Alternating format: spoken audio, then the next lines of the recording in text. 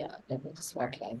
All right. So today's lettering can be used as a maybe something to title or even to make some simple labels. So it's based on Okay. let's one second. I'm just going to mute you because I can hear myself echo. Yeah. So it's based on a cursive hand. So it's upright, it's easy, and based on an oval lettering style.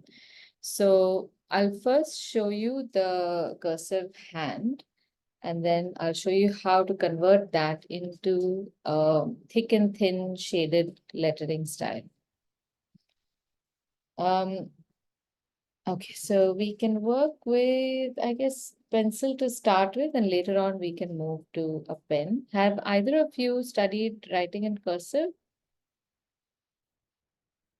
Okay, Ashwita has. Shivangi, have you learned writing I mean, in our cursive? school has taught us. Yes, ma'am, I have Okay, done. all In right. fact, I have done earlier your lettering classes also where done lettering Okay. and writing. Okay.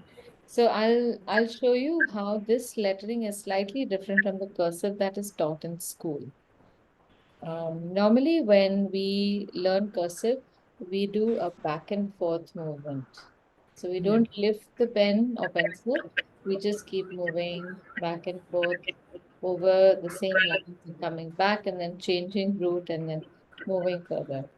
So this style of lettering is very good for young kids when they're learning to write because that way they are able to string one letter after another without leaving the without changing their grip and also lifting and then having to place the pencil right in the same spot again. It's a little too tedious for them. So I'll just show you an example and I'll show you how what we're doing is going to be different.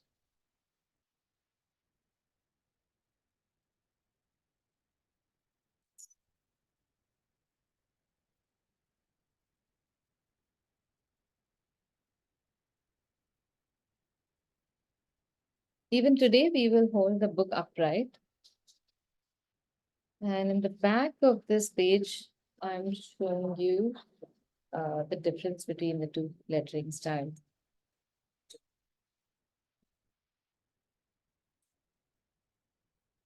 So the normal letters that we do, cursive lettering, will be done like this. You go up and down over the same lines. It's very rounded.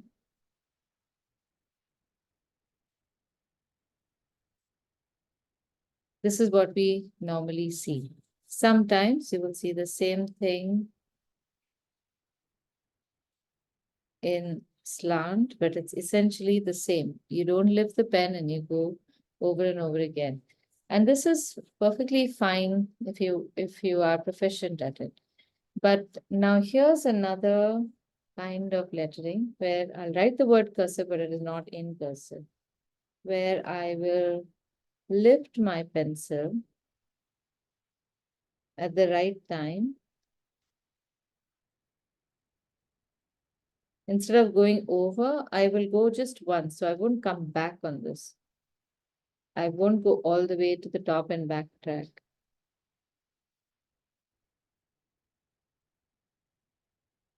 So there's a very subtle difference, but this allows you to control your shapes. So today's lettering will be done on, I guess, an invisible guide of ovals or circles, which are strung together, and our lettering will be a part of those. So I just want you to observe this right now. I will do this all again so you know how this works. So my word cursive will look even better if I write it like this. The C obviously is going to be slightly larger because it's a capital letter.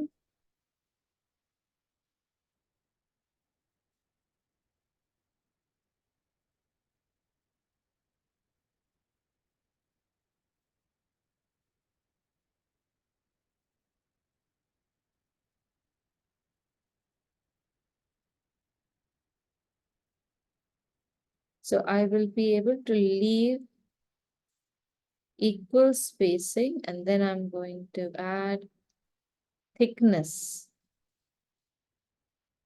in the right places to make it very dramatic.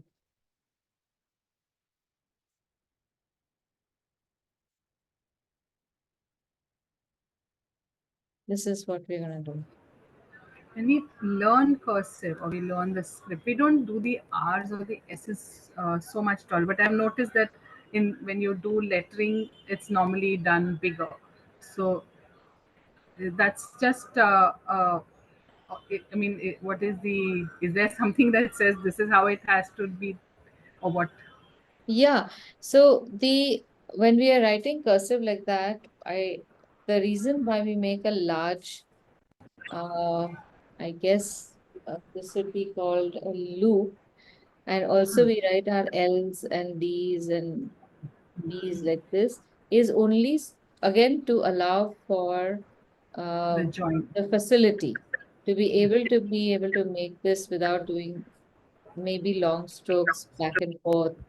There is always I guess in all letters, the reason why they are written a certain way has got something to do with the tools they're written with. We are writing these letters now with pencil or with ballpoint pen. But when you write it with ink, if you do too many back and forth lines, the buildup of the ink is so much that it can probably damage the paper, and also it takes a little while for the ink to dry. Also, ink pens have got much more sophisticated ink, but inks in the time of dipping pens were not that sophisticated and dried even slower. So a lot of these things are because of that. Now, if we were to make a blind loop, as is the case over here, it's a very tiny loop. If we don't have that, you can easily confuse the letter R for something else. It could be the wrong shape of something or a W and an I. So if I were to write a W and an I, this is how my W and I would be written, because the loop doesn't go up. So if I did not make the loop high, I could read this as cursive instead of Got cursive. it. Got So some features are made to distinguish, some features are made a certain way because of the tool limitations. So I'll show you a few strokes that you can do. We'll start off with making just a general baseline. Leave about an inch or so if you want to write the title later on.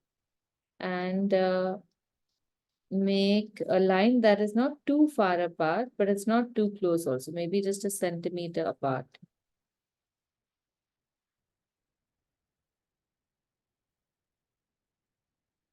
So we will work with a very simple proportion, like the 4-line books we used to have. The first line is the ascender line. Then we have the X line or the waistline. Then we have the base line. And then we have the descender line. Our letters will sit on the baseline. The main body of the letter will be covered in the baseline to X line space, which is called the X height. Ascenders will go right up to the ascender line. Descenders will come right down to the descender line.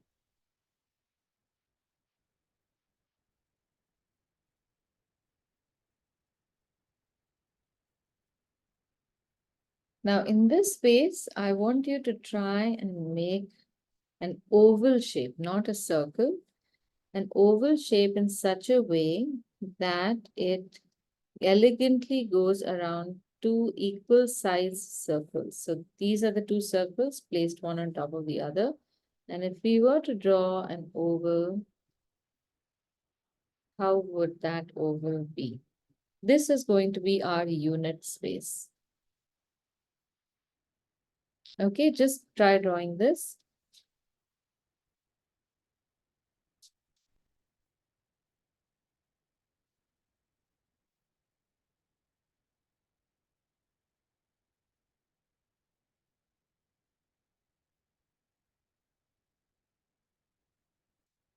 Now, once you've done this, let's make a string of these ovals.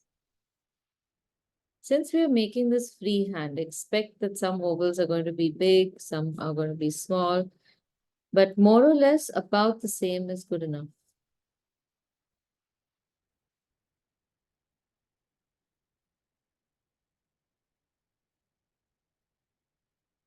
Our letters have to be uniform or at least proportionate so that they look like they belong to the same family.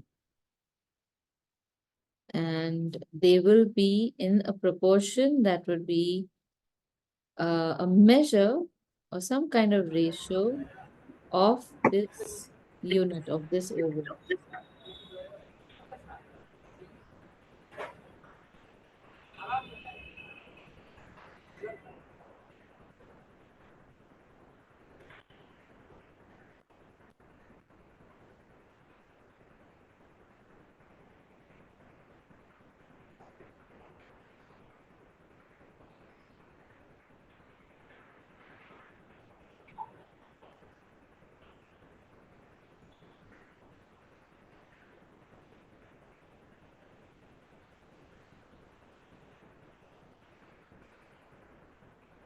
Okay, now leave this first oval and the second and, oh, sorry.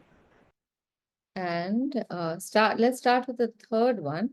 So our the bottom of the first of this oval is going to be an entry stroke. I think I'll make this in pen so you see it better.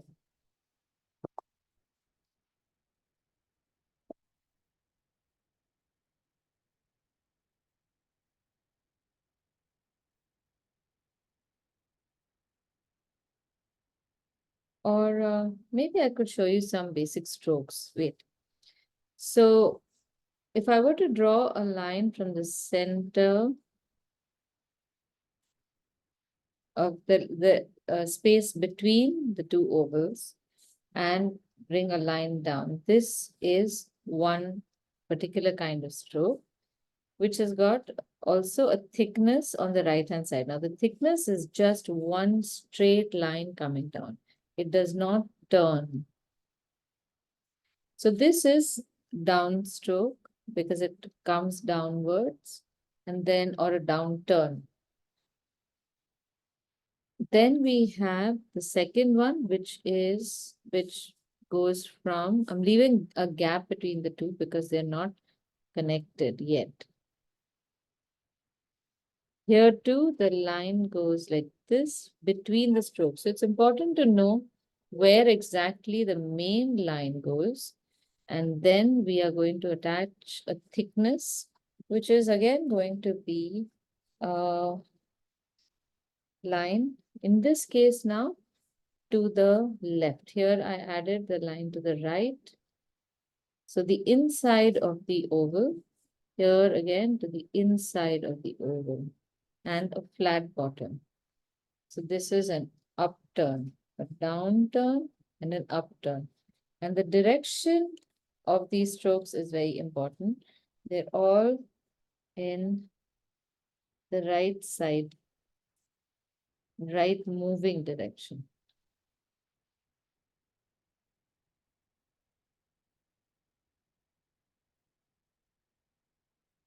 All right. Now we create a stroke combining the two. So you come down, go around, then go around the other side, and then come down between the two ovals. And here you give the same thickness according to its corresponding shape. So we have a downturn first, so the thickness will come again on the inside. And we have an upturn where the thickness will come on the inside, and both of them are on opposite sides.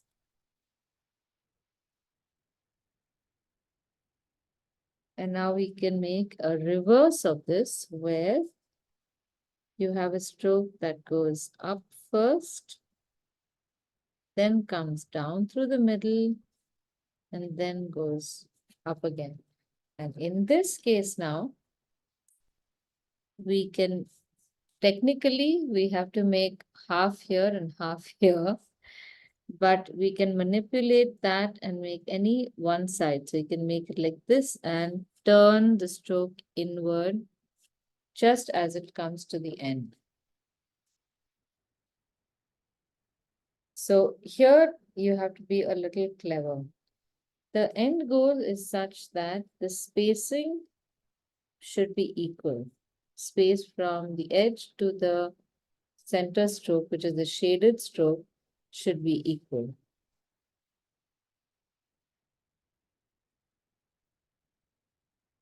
Now these strokes with arrows are called the ductus because they will give you the direction and the sequence in which you have to make strokes. All right, do you want to make these?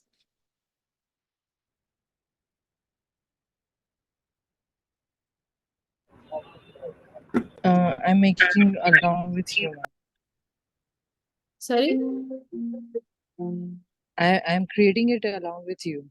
Okay, fine. Okay, I'm waiting for Ashwita. I have a feeling she might be Yeah. waiting for me to finish. So you can wait for me to show you the whole thing and then do it because it sometimes, this how I have drawn the shape can be significant. Okay.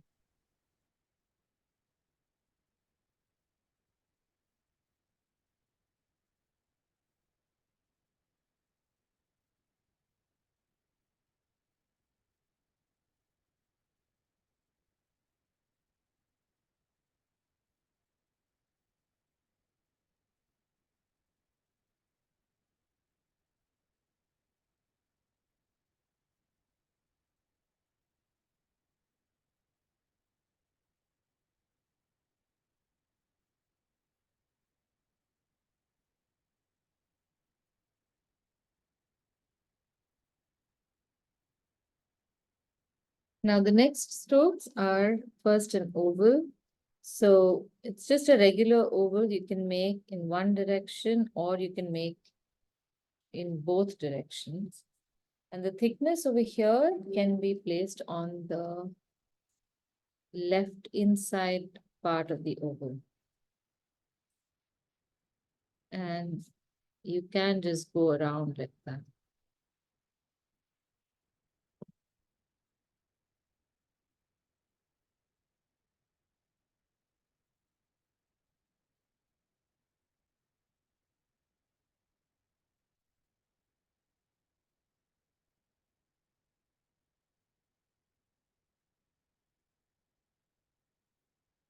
Now the next ones are, excuse me, some long stems and ovals. So I'm just going to show you how these stems will always have an entry stroke. And the entry stroke goes almost halfway up, sometimes 2/3 of the way.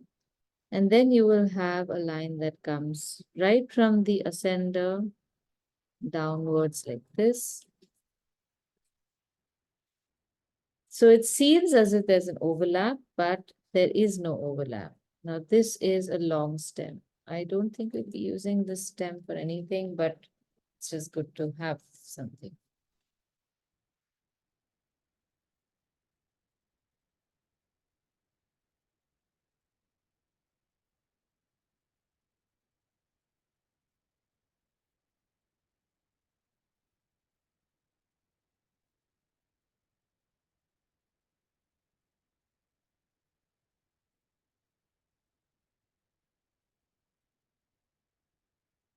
A variation of this is, we'll just use this as the entry stroke for the next variation. And instead of going all the way straight from the top, start halfway from the ascender space, come all the way around, and then go start turning and make a nice elegant loop and come and bring it to the towards the X line. So don't bring it all the way down. All loops end at the X line. And we can have this overlap. The loop can come into the line as well. Most often this shaded area is going to be colored or filled up. So the loop can come inside. And see how it is touching or coming above the X line at the thickness point. So within the thickness, it seems like it's also coming slightly lower. That's perfectly fine.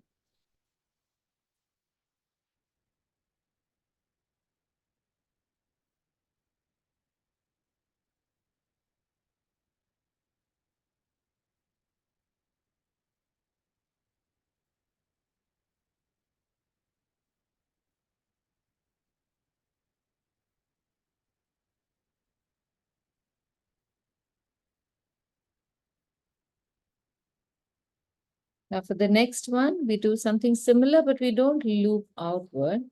We will just bring this line down, create the loop on top, but not the bottom. And here you have to try and maintain the same loop as you have done before. And bring a thickness again down towards the side of the oval. These are 3 different types of ascenders we will need.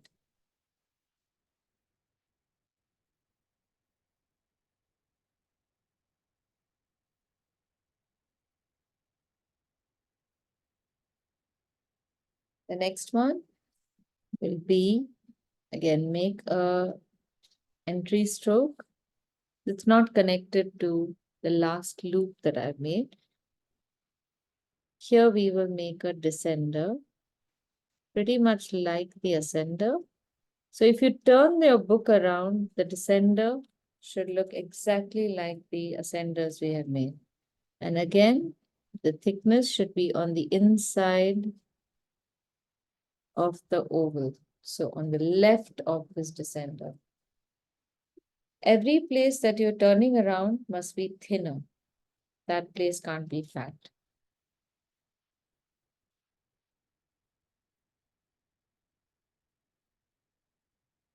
So these are our basic strokes, and based on this, we can now start writing the alphabet.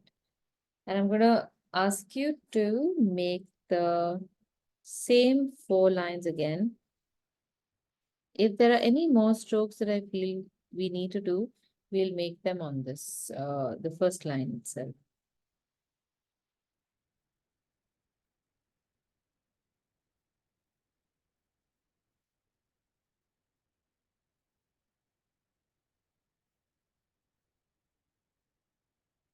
Let's make the ovals again.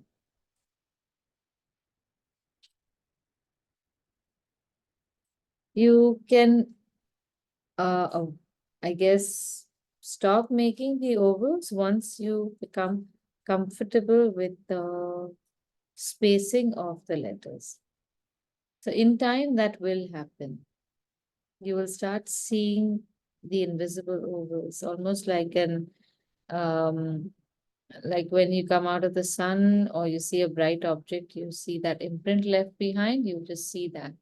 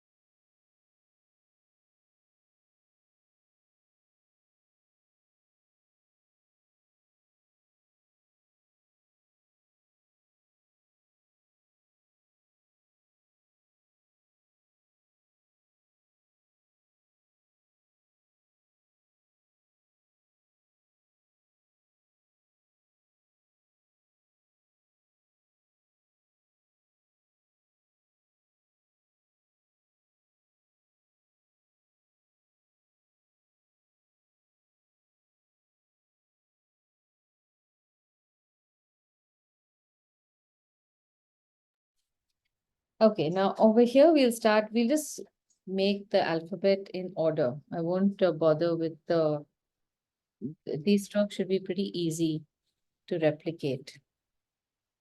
So for So the we're A, using a pen for this, is it? Or we can continue with the pencil. I'm using a pen. You can use a For us to pencil, listen. Yeah.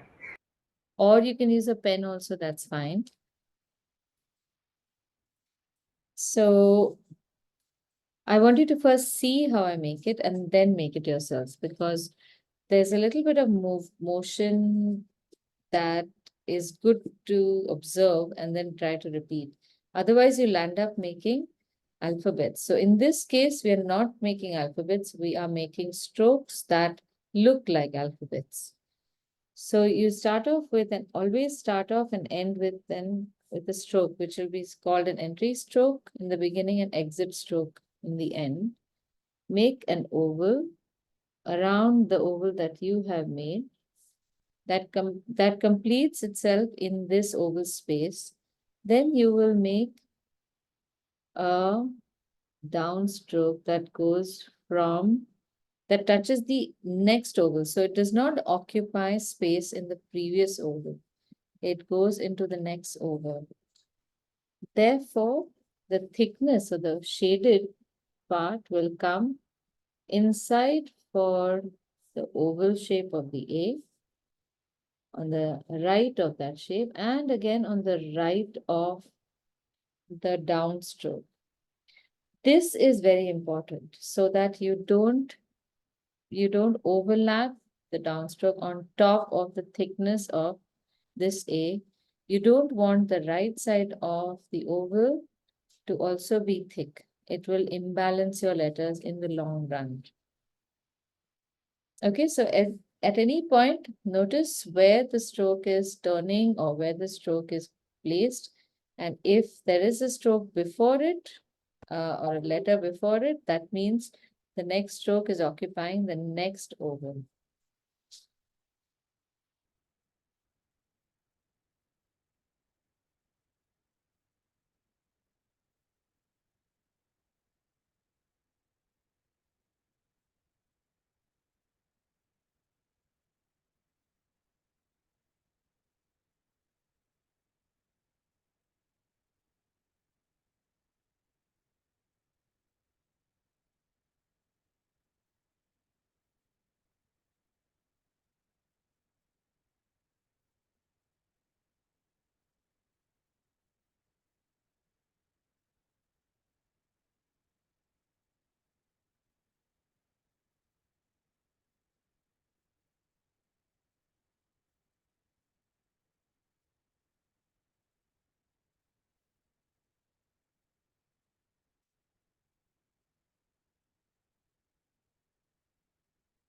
Okay, now after this, we will make the letter B. So use the second loop ascender. That means we start, and this is made on the next oval altogether. So in this lettering, there's a lot of space left behind between letters. This is B.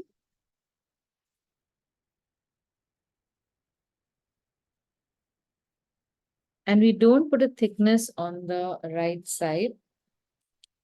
We will make a loop, a blind loop, and go towards C. Now, if we leave this entire oval space, it takes the C very far away. So here I will put an oval right in the middle of the existing ovals and create a C like this. Bring the loop here and then make a C. So let me know when your B is done, then I'll show you the C.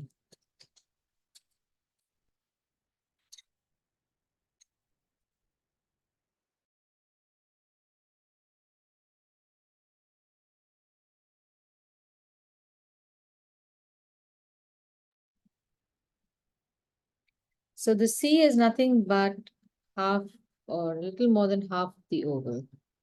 We start from like a 1 o'clock point, go all the way around. And in this case now, our exit stroke will move to the next oval here. It's a little cumbersome, but it will work. put a ball over here, which is called a ball terminal. And a thickness over here. Now, this has gone a little oddly ahead only because this particular oval is very fat. My oval is very fat.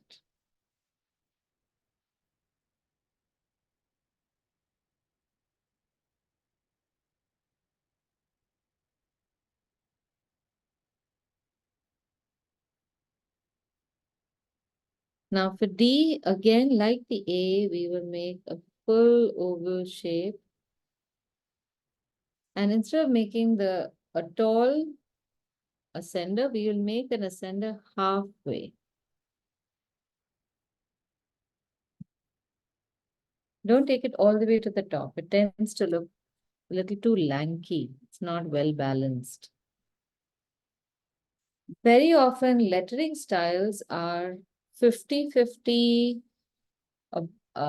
very clinical geometric proportions, and 50-50 or 50% aesthetic.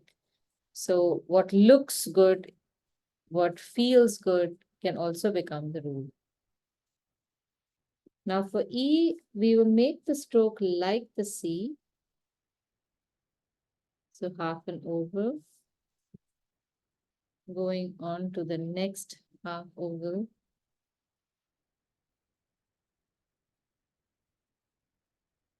Which will come between two. And this loop now comes from the other side and comes a little horizontal. So it does not look like, there's no need for us to make it look like it is continuing from the entry stroke itself.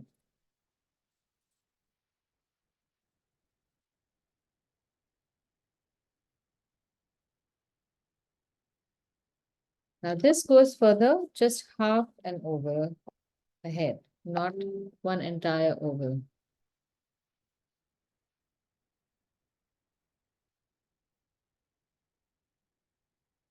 For F, we will use the third loop. So again, you can come from, if you're comfortable, you can do it like this. Come right from the top, come straight down, and come halfway. Bring that loop down. And from here, we will move to, I think another, I'm just going to draw an oval next half. I think it can go there, yes. And take one line up from here to there. Can you see the half ovals that I have been making?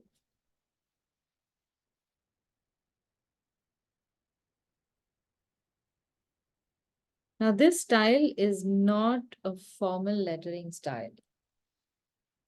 So I am free to decide for myself whether I want to leave, whether I feel that one loop or one oval in between or half a oval in between is a better way to go. But I make that decision based on how I feel the letters are spaced out. G will be pretty much like A and D with this descender. So now I'm sure you're able to see the logic behind all of these. And in this case now, I will advise you to keep a little bit of a gap when you're making the oval, the descender, because you want to accommodate the thickness inside on the left. But that should not go into the oval space of the bowl of the G. So G is also on a half. Yeah. Okay.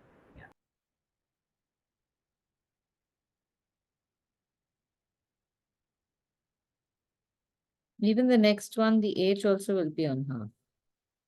And then the I will bring it back on track.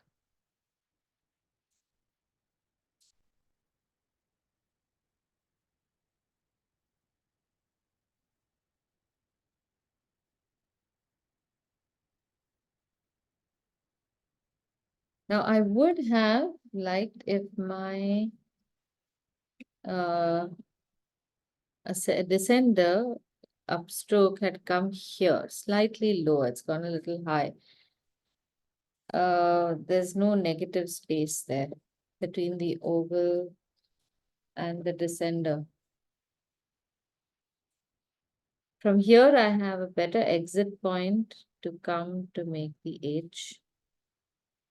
So this is a little bit of a mistake that I have made. And I'll make the third ascender like this.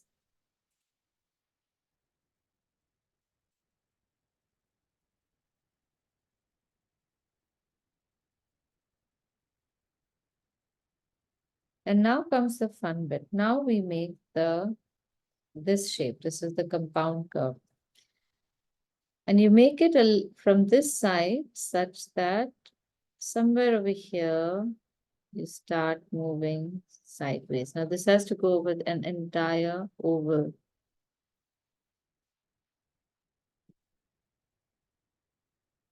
Otherwise, it will look too narrow.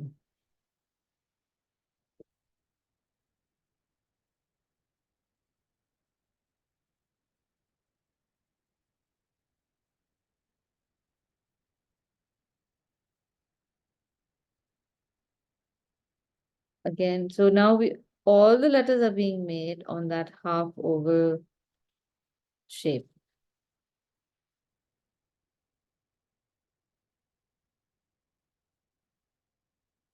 Make the dot on the I nice and high up in this space. Don't make it too close. For J, just like G, leave a little gap from this entry stroke and come up slightly early so that you get a nice exit point. Thickness will be on the left of the line.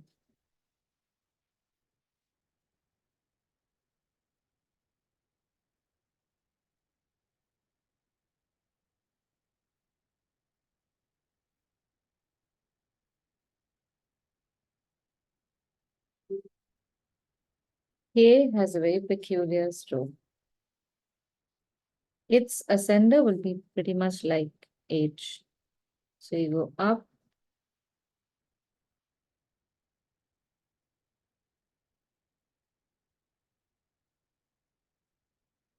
just the ascend of it.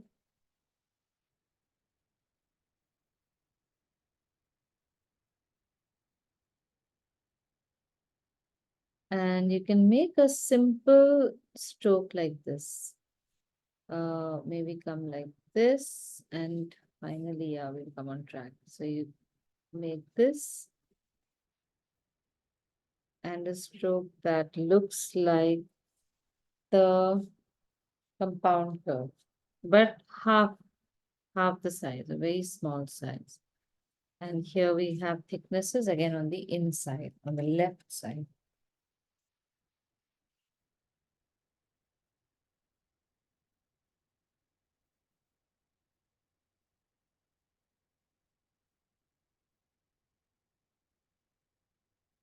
You'll know how to make the L.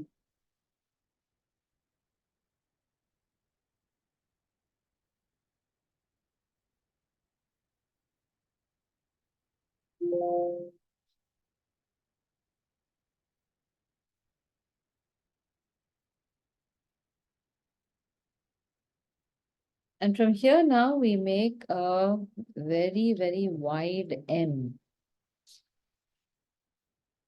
So you will make a stroke like this. This will be like the zigzag stroke we made over here. Then you will make an upstroke, which is the second stroke. And then you will make a compound curve like so. Now this looks very wide, and most calligraphic scripts, the M and W are huge. So it is perfectly fine that none of your other letters will like them. I read I'll be doing some the thing on fonts, and so you take the M width and the W width to create the first, and then you kind of fit in the others according to that. I think that must be because these are so wide, they take the maximum space. This is for design, is it? So if you had to create a font, if you had to make a font, like so, if you had to draw, I don't know if that would be the right route because we also have two letters which are very narrow. So we have I and J which are very narrow, M and W that are very wide. So if you were to design the entire font based on the anomalies, then the 22 out of 26 letters would be compromised. I would think that the other way around would be better. So design for the max, but also allow for certain bendings of rules for the letters that are anomalies. All right, next line. I have to make the next row. Do you need to make another line? Maybe you guys can also make another line. Or maybe a couple more. yeah. Because we might need extra space for XYZ. That's often the case.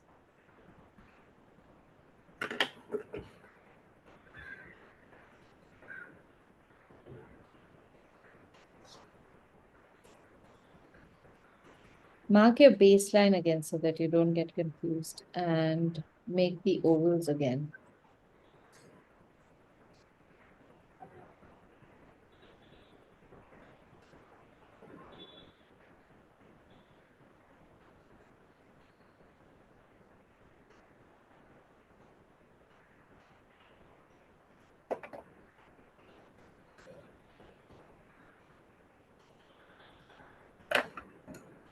Making the ovals themselves can be an interesting exercise. Warm-up exercise.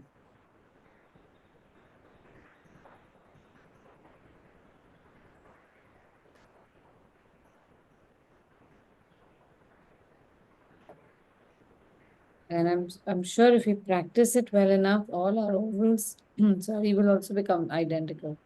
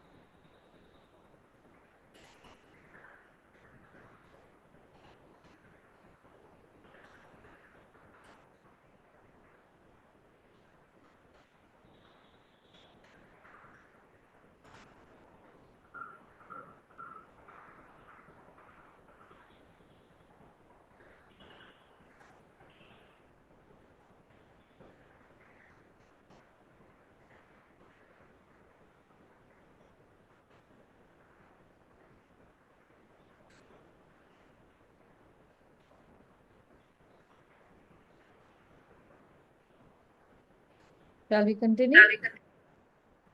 Okay. For the end now, we make the entry stroke come from the top. So we start off with this down stroke. And then you make the compound curve. And then you go all the way to the other side. And I'm going to make the O also since we are right here.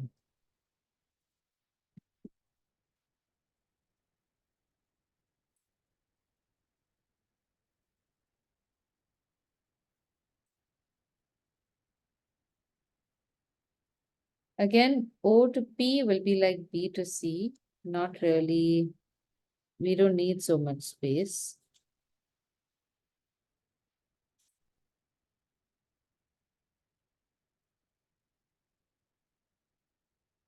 And when we are making this connection between B, O, V, W, you don't make it from the top. Make it from a point that is corresponding to 2 o'clock on a clock. So from here, so that it creates a nice string.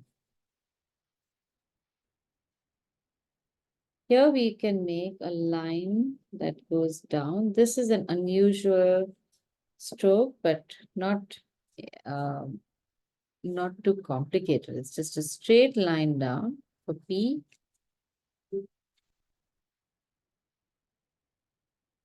And from its end, we will make a compound curve that again goes over one oval and comes beyond to the other oval.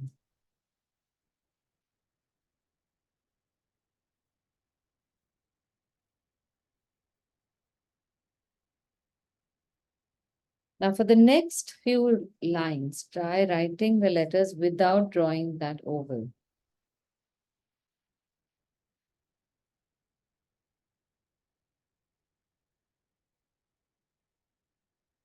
The Q will be like G, but the its descender will move in the opposite direction. So it will come and touch the oval. And the thickness will be on the other side. Not on the left, but on the right. So anytime the line is turning, the thickness comes on that side of the line, whichever direction it is turning, for the most part.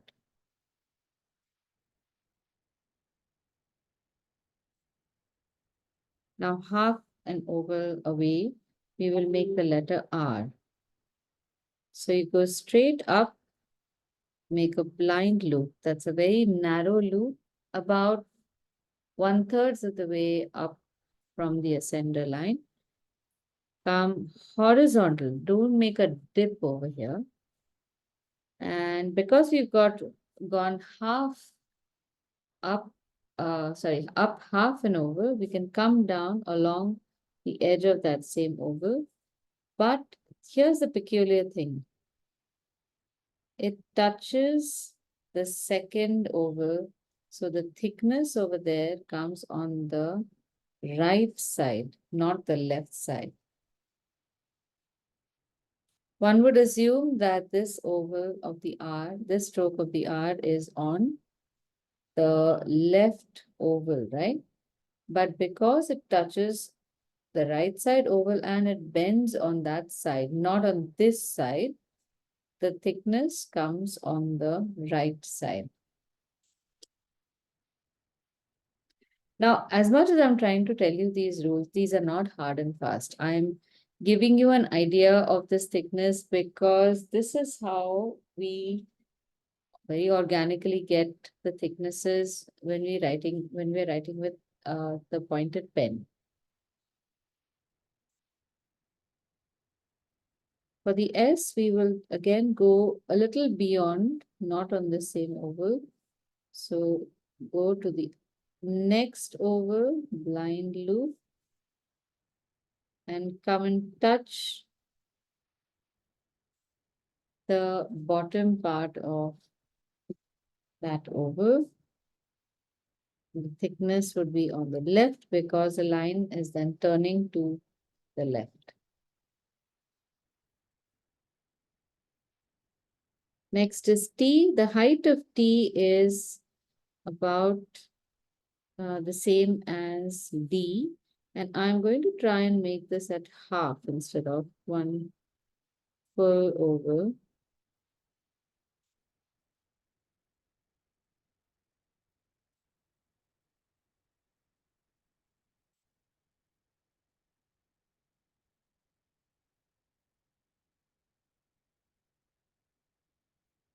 U is like two eyes, so U.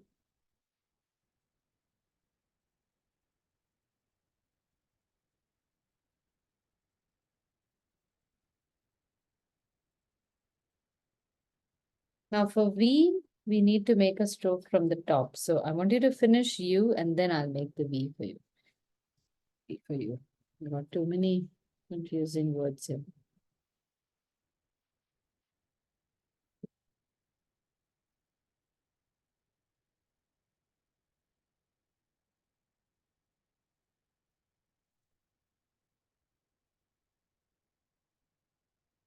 I messed it up with the shadow. No, it's fine. Should I try with the color pencil?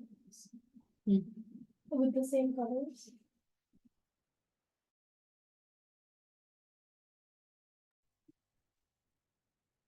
Now V has an overturn like that. So you will bring your line over, make this compound curve, then go up.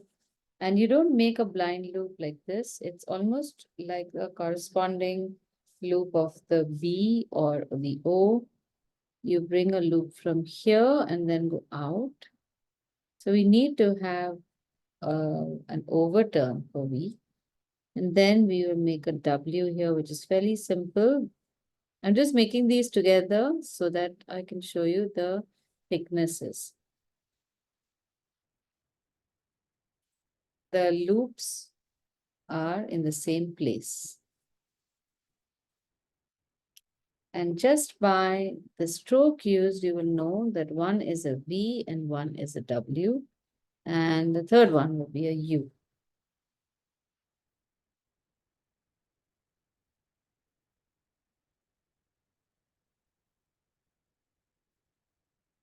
Now for the X, you can make a compound curve like that. This is a much more elegant X than others. Give it thickness as we do on the left. And then you can make a stroke like this from the middle of the oval coming to the center. And then from the center going down. And we create a nice teardrop shape for the X. Fortunately, we don't have too many letters that use X.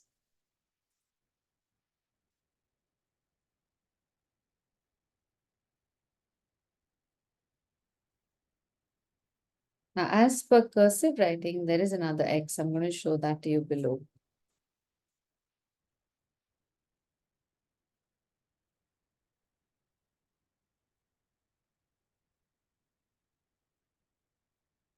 So you go up, make that upturn, but you come down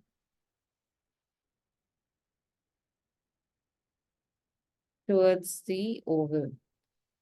And then from the other side, you can make like a C shape. And I'm going to go half over ahead. So we have this ball terminal or teardrop terminal. And the quandary over here is which side do we put the thickness? And I alternate between right or left depending upon what the next letter is. So in this case, to be on the safe side, I'm going to put the thickness on the left. And it usually works. Now I think you know how to make the Y.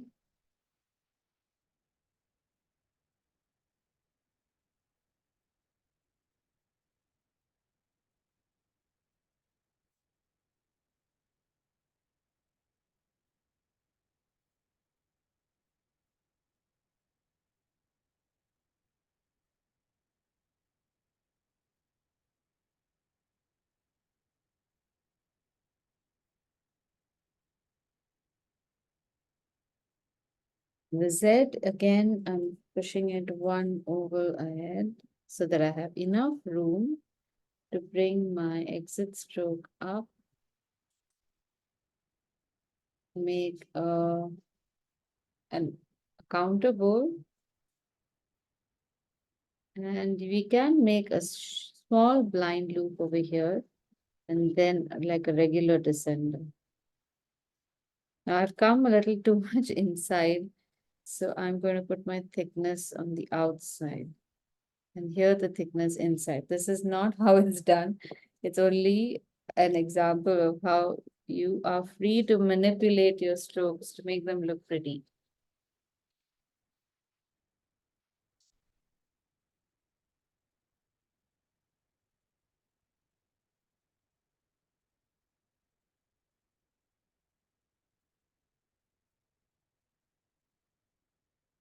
Now, using these strokes, you can try writing your name in the rest of the space.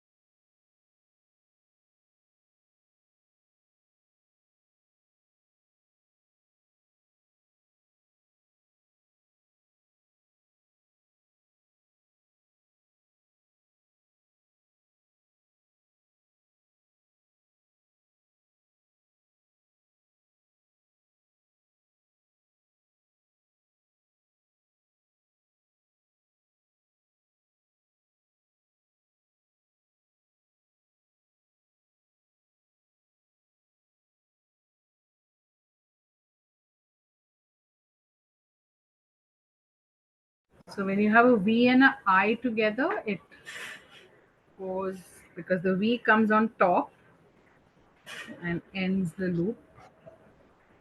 So the I. Okay, let me see.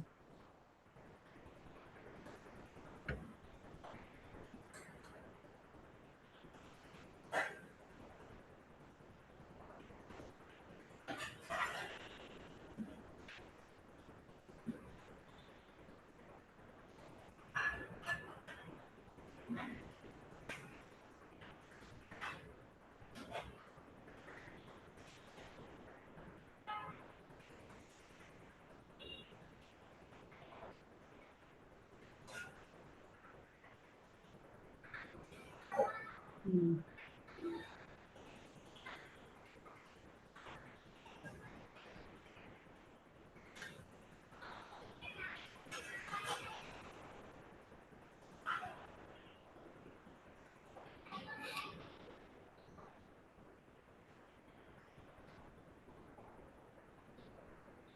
So, what is your problem facing?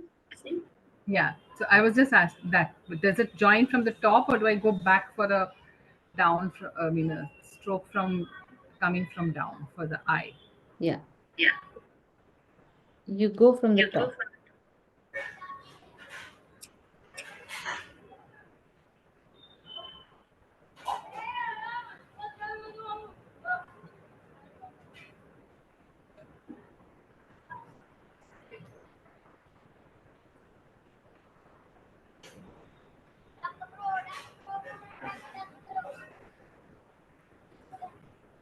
This is how it is.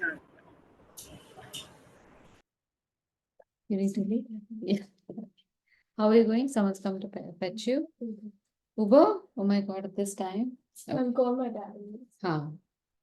Check with him because this time now, Ubers are also weird. Where do you stay, you said? MONOLINE Street. Okay. Did you come by Uber? Yes.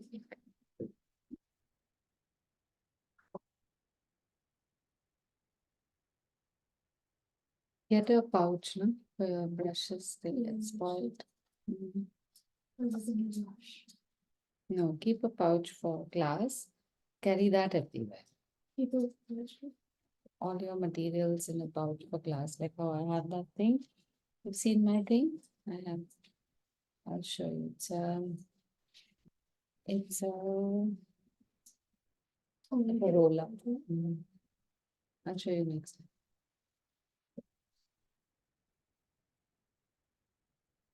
Shivangi, how are you doing? Any problems with this?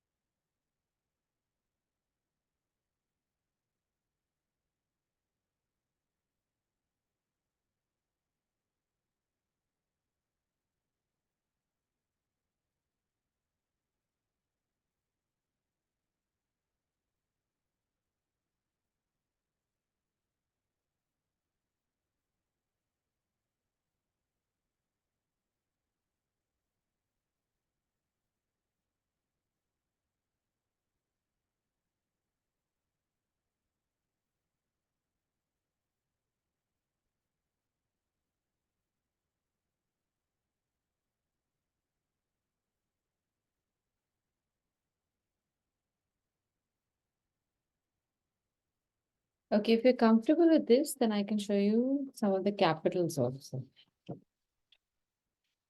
On the back of the book, we can make more lines and create capitals.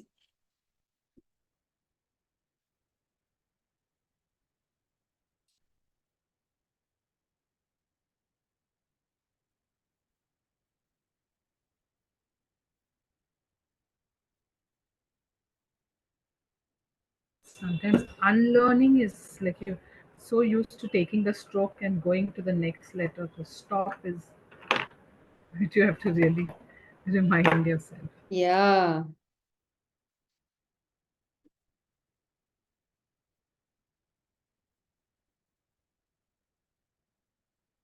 In the case of lettering, it's all, I mean, really weird. I feel kids are writing too early in life, too early.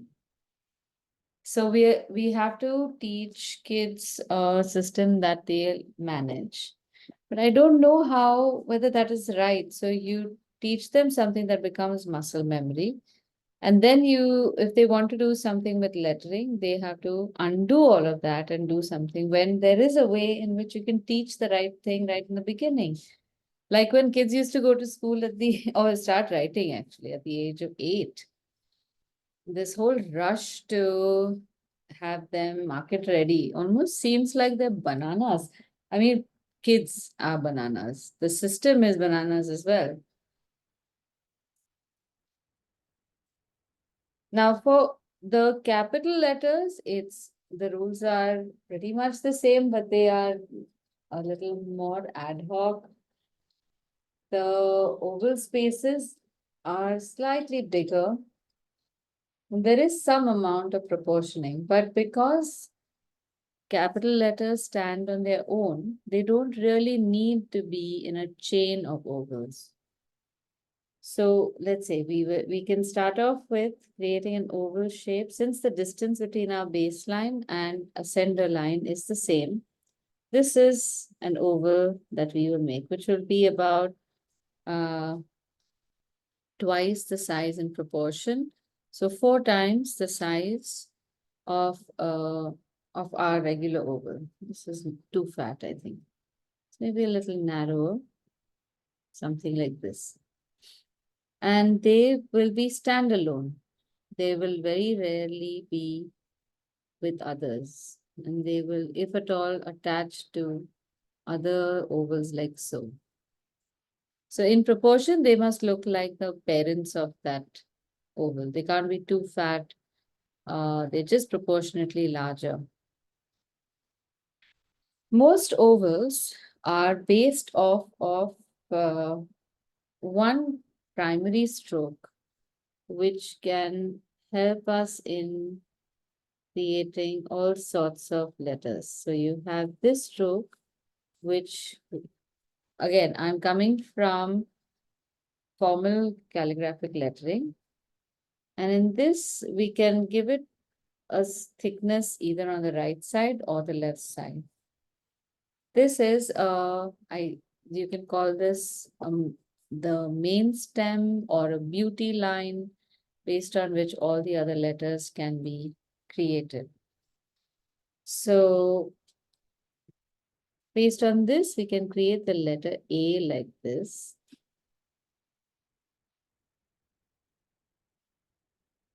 And bring it down like our one of our ascenders. And you can put the thickness on the inside here. And you can loop it over, or you could just make a horizontal line. I'm going to loop it over like this.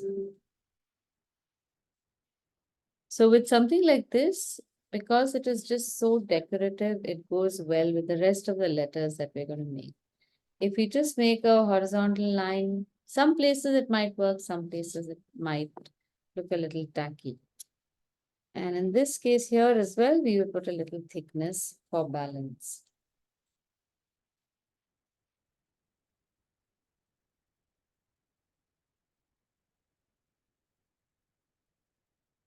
For B, we will again make this beauty line. And we are now going to make a stroke that looks like that. We will make a small oval, maybe coming slightly higher on the main stem, just a little above X line, and then a larger bottom oval. So this is how I do it. It crosses over, oh damn it, this is ugly. I'll make another one. So wait, let me just leave a little extra space around.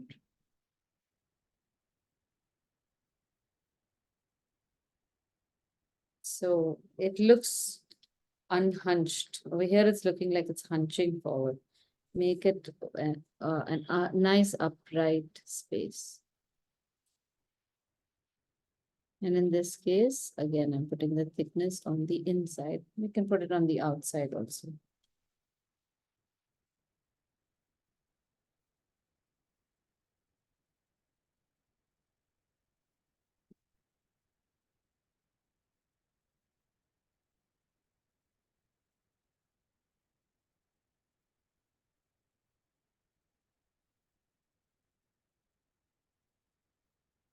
The C will follow the oval shape.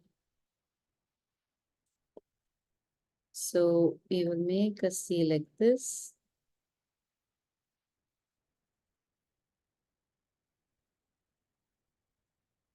And put the thickness on the inside.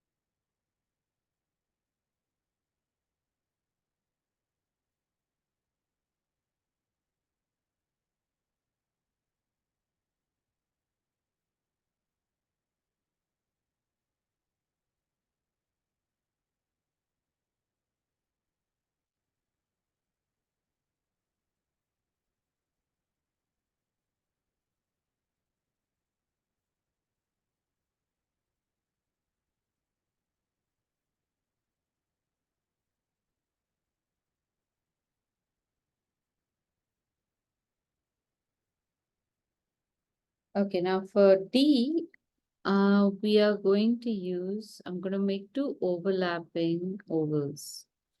And I'll show you how this works. Just observe this. We are going to use half of an oval. So we have oval 1, which is on the left, oval 2, which is on the right. I'm using the downstroke on the left side of oval 2, like that beauty stroke. Okay, but I'm going to follow a line which is part of the oval in the same proportion as this oval I've made. All right, I'm not going up, but I'll go outward. Then I'll come inward and I'm going to bring my line up in half the distance, not all the way to the oval that I started with. Half the oval coming up, turning inward, and then looping like this and creating a nice, I guess, what could we call this? It's a very graceful shape of the D. Even in this case, now I'm trying to make only straight lines for the shaded letters. They just at the bottom, I'm turning them in, but not making them fat in these places. So the stroke, the first stroke which we starts from the top or the bottom, like in any of the letters, like the what you call the beauty stroke. Yeah, they're It's all goes from the top. from down. It comes No, from up. Okay, okay, okay. no, That's why. it's better to start them from top. Okay, that's why I was getting them wrong because when I was going this way, it was. Yeah, they're all better off starting from the top.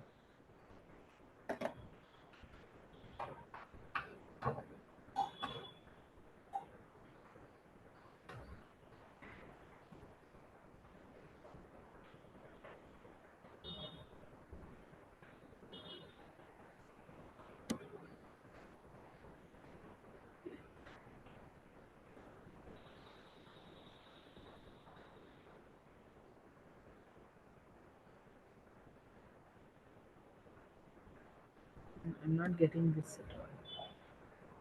The D might take time. D and then later on L might also take time. All of them. All of them are taking time? No, no, they're not coming out. I know the shape, like compared to the small letters, the shape Yeah. is fitting. Yeah.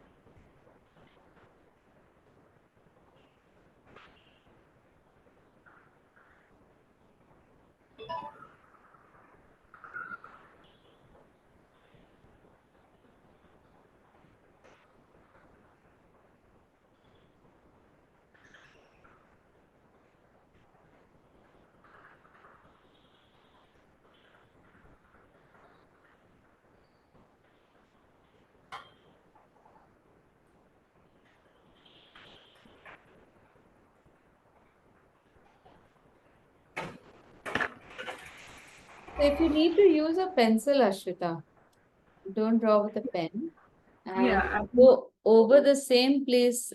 Are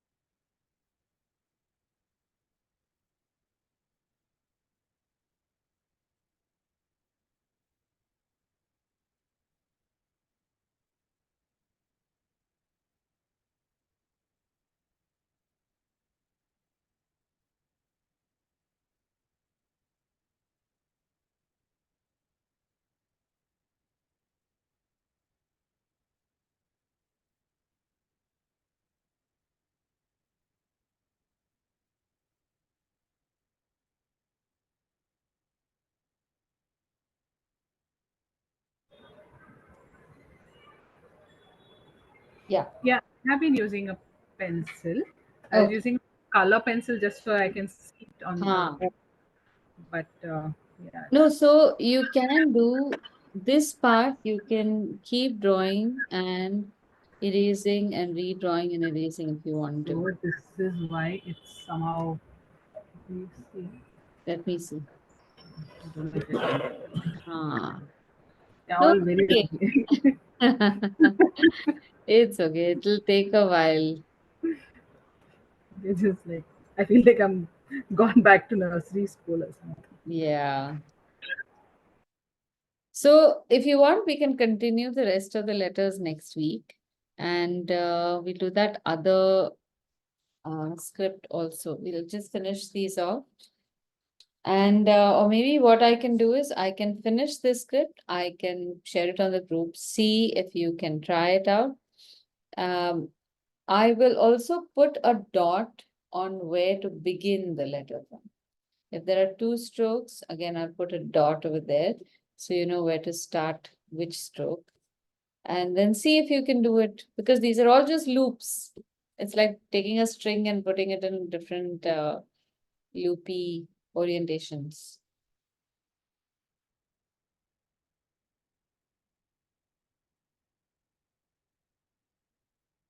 Okay, so since we have another 3-5 minutes, just have a look. Don't do anything. Just observe this and see how this thing looks.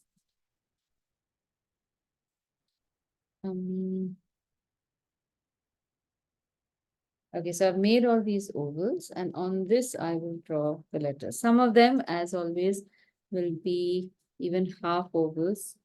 And in this case, for E, I will go over these two ovals. So things like that do happen. You have two ovals that are considered for the shape.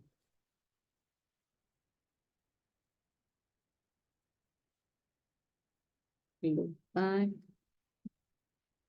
and come in and keep this almost concentric, like a, not concentric, but like a spiral. So this is one. Then we have the letter F, which again can be drawn across, I think, two ovals.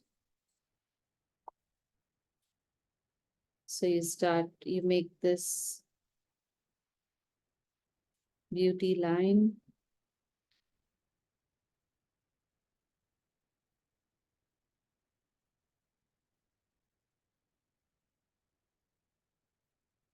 And then loop down. This is F. G is a little weird because if I base this on the G that I'm familiar with, we might use a third of the shape.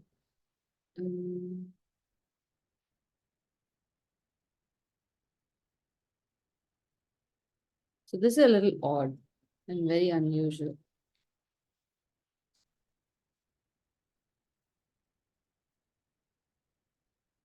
So should be on the right.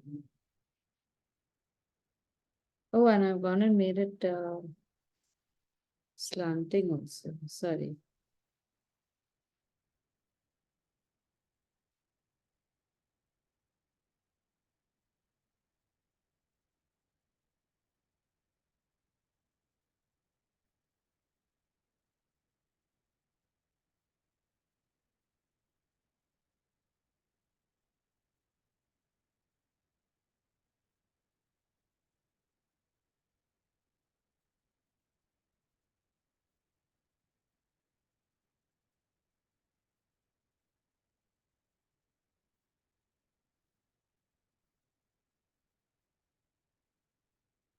That is really a graceful edge.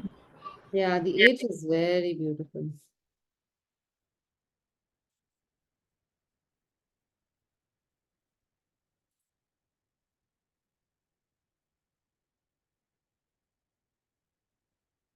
I'm going to draw it in half here.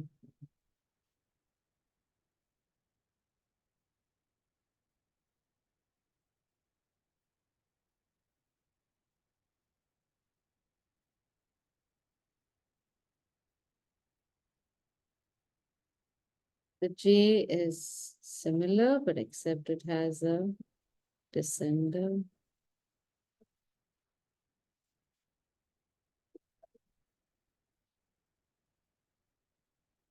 Oh, this is become too thick.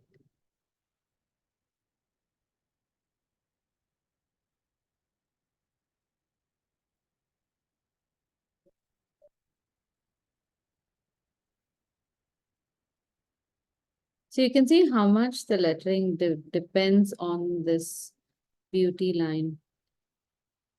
This has to be straighter.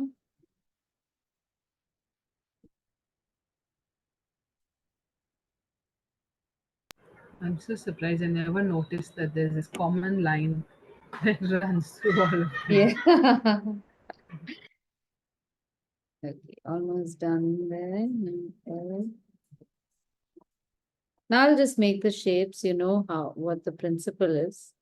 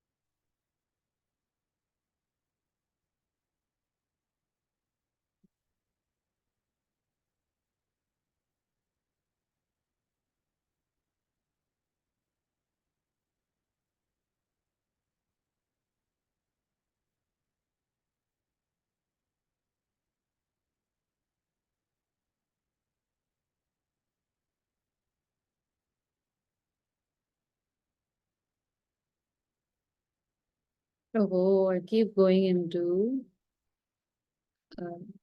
slant. Yeah.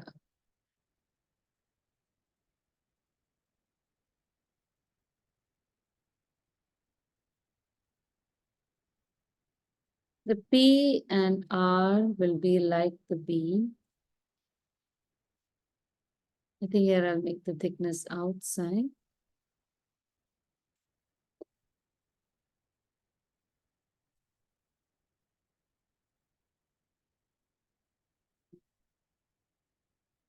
We can make the Q like this, in fact.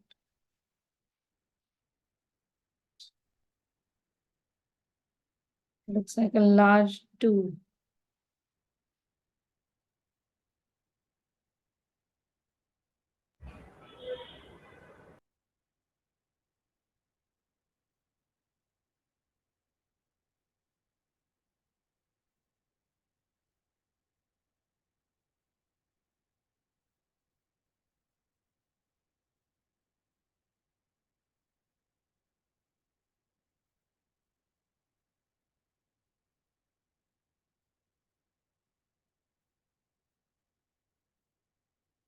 Oh, horrible.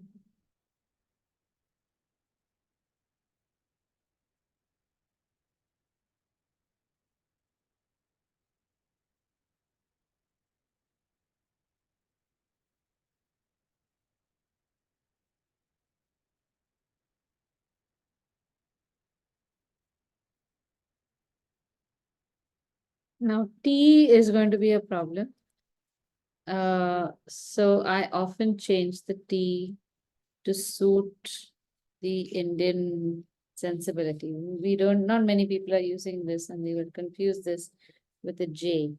So you could do something like this, just take the stem down, like we have the ascender, and make a T on this. So you can just bring this straight down and write it like this. This is also fine.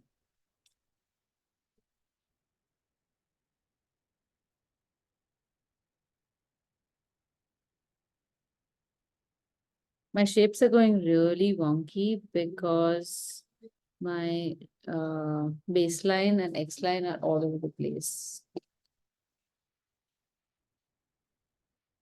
Does it help to use, like at least to practice, to use the like calligraphy ruled this thing or not really? You could, yeah, why not? That saves time of drawing lines. W.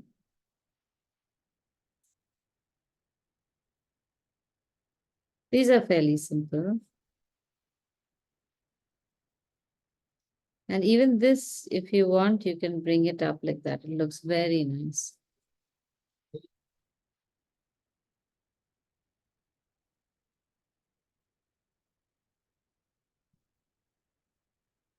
And Z can be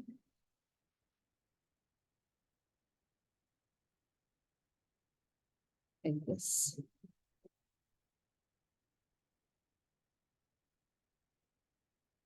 V, W,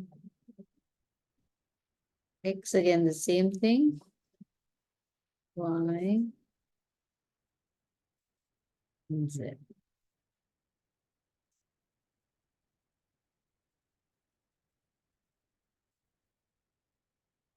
So I'll share this with you. I think you should be able to figure out where these strokes start from. Yeah, I think But so. I'll keep at least one pointer in places where there are multiple strokes.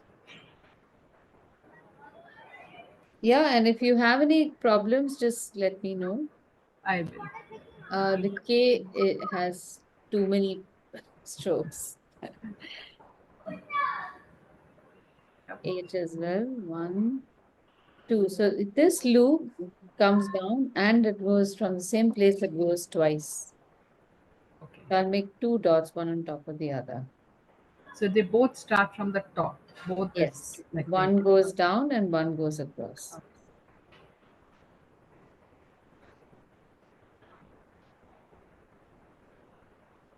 Many places the strokes overlap. The point of origin is the same.